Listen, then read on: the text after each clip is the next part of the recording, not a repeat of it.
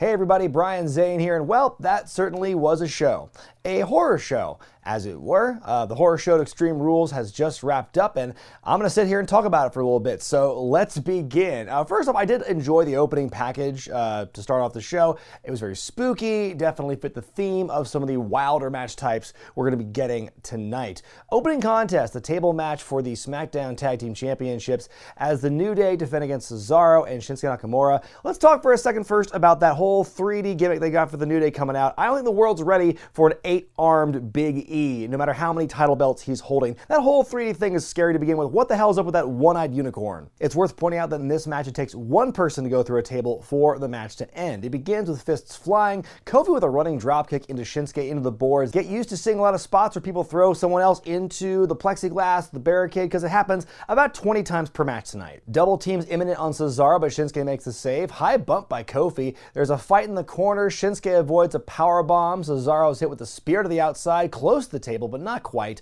Kofi's launched to the outside by Big E. I love that the other guys just move the table up and catch him midair. Great bump there. The New Day stacking up some tables on the outside. They set up for a suplex, but Shinsuke gets involved to make the save. Close call for Big E on the top. Giant swing into a kick by Shinsuke and Cesaro. Kofi comes back and is a huge house of fire here. Goes for a Hurricane Rana off the top, but Cesaro blocks him. He and Shinsuke with the most ridiculous power bombs to the two tables. Damn, Cesaro and Shinsuke are the new SmackDown Tag Champs and have finally earned the respect of Michael Cole, so there you go. This one gets 3.5 stars out of 5 for me. The extra half star just for the powerbomb to the two tables alone, because that looks really impressive.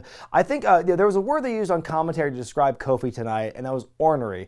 And I'm having a hard time coming up with a better word to describe him here, because I think he was really, I loved his personality in this match. He was all over the place. He had the fire. He was mad. He was a madman, was this Kofi. He was directing traffic. He was getting people's faces. I like that kind of fire from him here. And just the match itself, I thought was really well done. Backstage, Alexa Bliss, Asuka, and Kairi Sane pump up Nikki Cross and give her confidence, and Kairi says, even if you lose, you'll still be our friends. There has got to be a better way to garner babyface heat for Nikki in this case. We go to that matchup now as Nikki challenges Bayley for the SmackDown Women's Championship. Bayley talks some trash, but Nikki slaps her, hits the neckbreaker early. There's a kick out. Big opening run by Nikki here in the match, but she's cut off on the outside by the champ. Now Bayley works over Nikki. Nikki is sneaky under the ring. It's Bayley trapped in the apron. A belly to belly, and Nikki kicks out. Cross with a lot of consecutive near falls on Bayley. Bayley comes running into the corner, but she knocks herself out. Nikki with a neckbreaker off the apron onto the floor. Sasha slips Bayley some knucks and distracts the referee. Bayley hits Nikki in the gut with a loaded punch. We get the face plant, wins and retains. I gave it 3 stars out of 5. Thought it was a pretty good match, told a good story. I like the fact that, they had to cheat to win to make Nikki look stronger in defeat.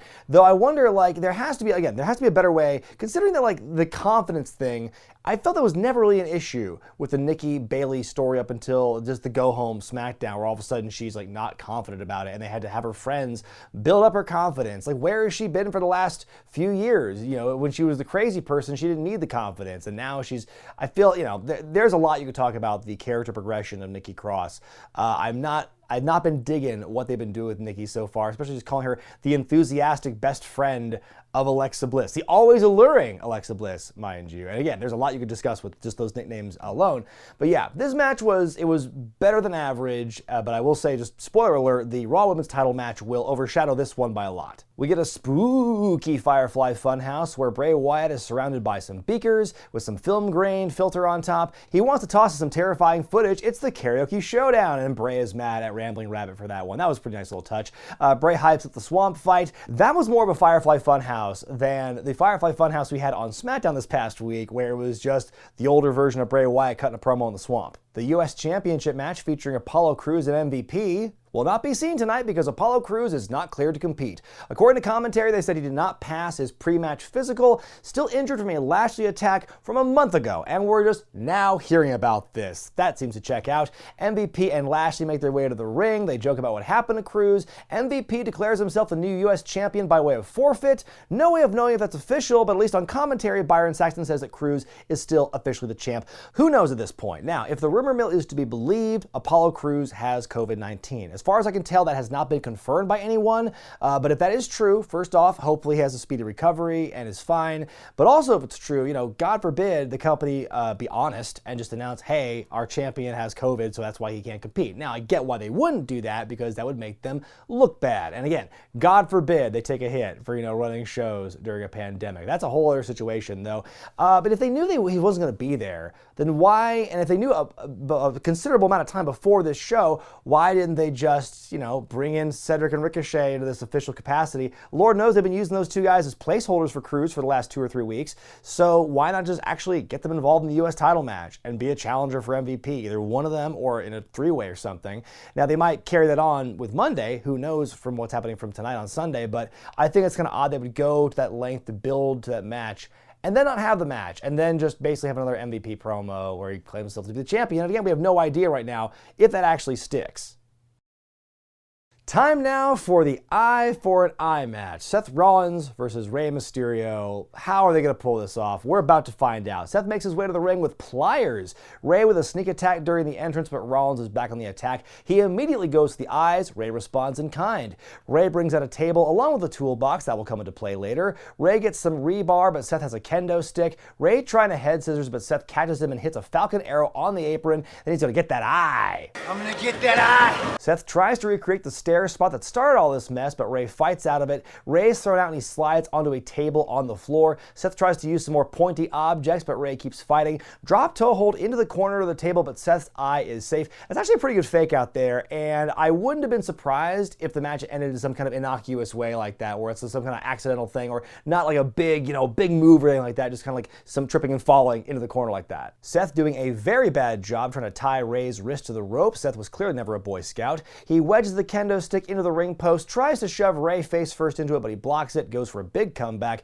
Seth countering a Rey attack into sort of an alley-oop. Seth's got Rey on his shoulders. Rey dinks him with the stick, and Sunset flips him into the wall twice. Okay, that was pretty cool.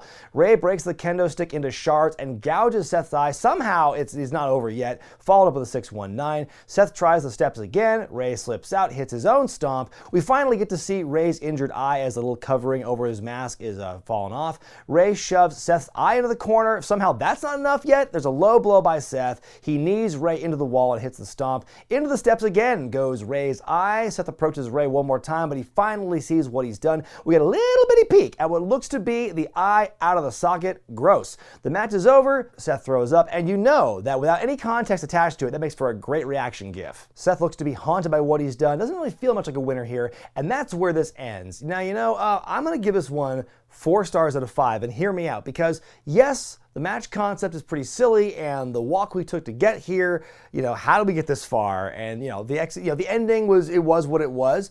But I gotta say, these guys really just killed it in the execution. The match itself, like what the story they told in the ring and the fight for the eye gouge and everything, like that was very well done. I think they did about as well as they possibly could with that, and still had some really exciting moments and spots in the matchup. Rey's big comebacks, I really enjoyed. I saw some folks online express disappointment that it wasn't like a full eyeball that was like severed in somebody's hand or something.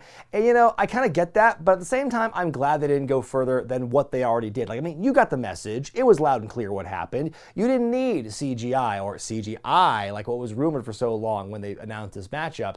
And so we didn't get that. I'm glad they didn't do CGI, because that would have looked hokey as shit, no matter how they tried to do that. And so I think, you got what you needed from that visual. Practical effects all the way. We go backstage to see Bayley being interviewed. She starts off sounding very somber about what happened with the eye for an eye match, and she starts off saying this kind of humble, babyface-like message to Rey Mysterio, but then she's like, psych, I'm still a heel, and you're blind, buddy. I call that kind of swerve the Alexa Bliss Memorial promo. Sasha shows up, and the two of them are very confident about the Raw Women's title match coming up next. We get one more plug for the Swamp fight, then we go to that Raw Women's title match as Asuka defends against Sasha Banks. Early in the match, Sasha gets the Banks statement locked in. Asuka goes to the ropes, but Sasha just lets go and kicks her some more.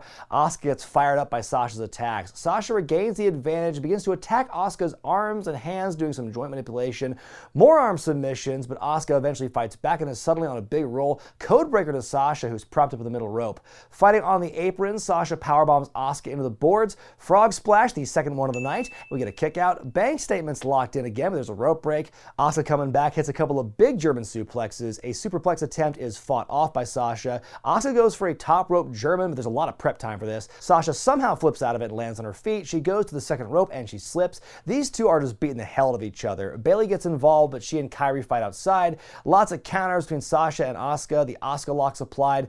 Bayley's very sneaky and the referee misses the tap out. Sasha has the belt. The referee stops her. Asuka goes for the mist, but hits the referee instead. Bayley decks Asuka with her belt, rips the referee's shirt off and puts it on herself, does a 3 count for Sasha, and it seems that the finish stands. Sasha wins the title. 2-woman power trip, baby. I also give this match 4 stars out of 5, even if the finish was a little bit ridiculous, but I will say there is a precedent to what Bayley did. Just go watch ECW One Night Stand 06 to find out more. Despite all that, I think that they really delivered here in a lot of different ways. These two worked so well together, and I loved the drama they had in this match. So much back and forth. Really fun to watch, and kind of kept you on the edge of your seat the whole time. So yeah, super heelish what Bayley and Sasha did, and it really just kind of twists the dagger and makes you hate them even more. Like I said, 2-woman power trip. It's something that should have happened last year even, and now it's finally going to happen here, so I'm really happy for it. We get a follow-up on Rey Mysterio's condition, and they say he's on his way to the hospital, which I'm like, good. Because my first thought when they cut to Charlie Caruso in front of the trainer's room, I'm like, why the fuck's he not at the hospital? Like, this is well beyond the trainer's jurisdiction. Like, in kayfabe, his eyes hanging out of his socket, take him to a hospital. So I'm glad they announced that. And the way they worded his injury and the severity of it, it kind of leaves the door open for like, oh, Rey will be fine eventually. And whether he comes back for us or somewhere else, that's how they're going to explain away why his eye is no longer fucked up. WWE title on the line as Drew McIntyre defends against Dolph Ziggler. As the match begins, Dolph lets Drew know that he fell victim to one of the classic blunders by allowing him to pick the stipulation. It's Extreme Rules for Dolph only. Plus, Drew can lose the title over countout or disqualification, so Drew is immediately backed into a corner. Dolph goes for a weapon right away, but Drew puts a stop to that. Dolph grabs a chair, Drew takes it and throws it away. Lots of moments here where Drew is conflicted, where he wants to do the bad thing to Dolph, but he knows he can't because he'll lose the championship. Like, he's got him like a suplex ready to suplex him onto a table, but he redirects. Powerbomb and a kick out in the ring. Drew picks up Dolph and Dick Kick City, baby. Dolph whomps Drew with some chairs, including a shot to the shoulder, which is about as close to the head as you can get, I guess. Drew catching Dolph on the outside, throwing him over the announce table. Fighting on the table, Dolph pushes Drew off, hits a famouser on the floor. Dolph with a sleeper in the ring. Rope breaks no good for Drew. Drew fights out of it, slingshots Drew into the plexiglass, reverse Alabama slam. Drew goes for a claymore, but Dolph dinks him in the leg, a zigzag and a kick out.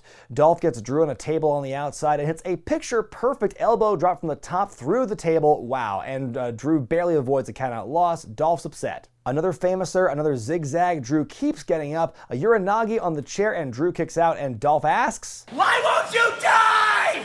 Dolph with a lot of posturing gets ready for the super kick. Drew kips up and hits the claymore to win. Holy shit, Dolph cannot catch a break. I give this one 3.5 stars out of 5. I thought it was very physical. I think the story of Drew's being conflicted over the fact he can't break the rules, so he's kind of handcuffed, and how he will overcome that, I thought was good. And he looked very strong in the fact he took such a beating and came out victorious in the end. So yeah, great for Drew. And I keep saying this a lot with his matches. Great for Drew, but oh man, like, where do you go from here if you're Dolph Ziggler? After you stacked everything in your favor as much as you possibly could, and he came so close, he beat down Drew so much and hit him with everything, and it takes one Claymore to knock him out. Again, great for the Claymore. It puts the Claymore over as a huge destructive move.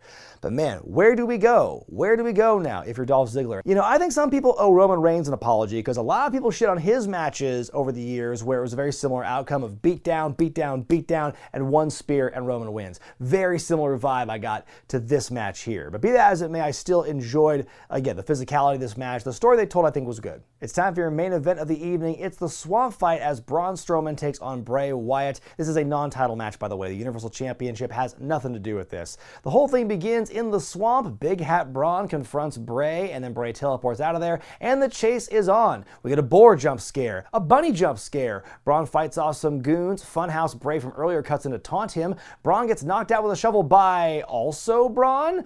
Braun wakes up tied up to a chair, and he's somehow unable to break out of these chains. The same guy who can flip trucks. Bray enters the scene to his old theme. That's some good stuff there. Bray cutting a promo on Braun. Talks about how proud he is of Braun, but his success is temporary. He says that Braun needs him. Join me and together we will rule the galaxy. And then Bray with a big expository rant to Braun. Do you know where I've been? I've seen things you wouldn't believe. He talks about being in a rotting pit and unable to control his own body, but now he's free and he's not going back. And then Braun tells Bray he's never going back to being his servant and doing his bidding. Bray brings out a lady with a snake. The snake bites. Strowman wakes up in a new level, fighting off some more goons, including one guy who he knocks into a fire, then the guy catches fire. Suddenly we hear a lady's voice and it's Alexa Bliss. Cue all the Alexa Bliss Sister Abigail fanfic. Bliss tries to tempt Braun to follow her, saying that she knows he has the hots for her in so many words. Bah! Bray jumps out and attacks. Strowman slams him into a boat that somehow rides off on its own for some reason, but it comes back. The boat's empty. Bah! Bray attacks again. Fighting in the waters, Bray tries to straight up murder his ass, but Braun survives. Giggling child imagery out of nowhere. Bray is back. They fight in a lovely gazebo. Bray bludgeons the shit out of Braun with an axe handle. Braun's able to get back up pretty quickly in spite of all that. Kicks Bray into the water. Braun looks down approvingly and goes, "It's over." Then we get a little copyright logo in the corner. You think the show's over. Oh, but we've seen this whole thing play out before in previous shows and NXTs and everything. So is there going to be another jump scare? You bet your sweet bippy. Bray pops out and mandible claws Braun into the water. A scuffle ensues. There's some silence. The water turns red and the Fiend emerges. So I guess Bray wins. This one's kind of tough to grade for a variety of reasons. I'm going to give it 2 stars out of 5. I will say this is a very ambitious piece. Production-wise, I think it was very well done. They did a very good job kind of conveying the spooky look and whatnot. I thought, it wasn't a match. It was a series of cutscenes, basically. I did enjoy the idea of Bray using the swamp as a psychological weapon against Braun. I think the closest we got to that making a whole lot of sense was the Alexa Bliss thing. But there was so many other parts of this match that just they were throwing things on the wall to make it stick. There was the Alexa Bliss thing. There was the Braun clone. There were the goons of unknown origin. There's the dude who caught fire. There's so much stuff going on in this matchup, and hardly any of it, there's no cohesion to it. I thought that was the biggest indictment of it. Whereas, comparing to the Firefly Funhouse match at WrestleMania, where it was also a series of cutscenes, but there was a narrative thread throughout all that, and I think that was the story. It was woven very well in that one. This one felt a bit more scattershot. I do think it opens up to some interesting storytelling in the weeks to come. What is Braun Strowman's status? How will he be affected by Bray and the Fiend and whatnot? But as a presentation on its own, I found this one to be a bit lacking. My grade for the horror show at Extreme Rules is a C+. There were a few matches on this show I really liked, like the tag team tables match. I loved Sasha Banks and Asuka, even if the finish was a little crazy. I even enjoyed Eye for an Eye, as cheesy as it was. I just felt the show in general used a lot of smoke and mirrors to try and carry us through to SummerSlam, and they're just kind of doubling down on the weird because that's what everyone talks about, and for good or for bad, people talk about the cinematic matches and the crazy stuff, and that's what we're seeing a lot of right now in this pandemic. So they're going with what they know.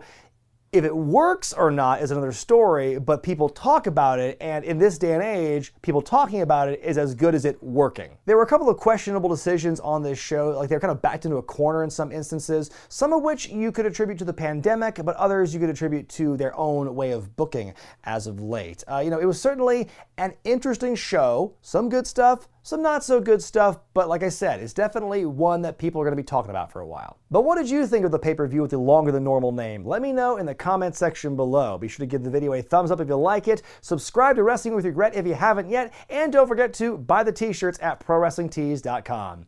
I'm Brian Zane, and I'll see you next time.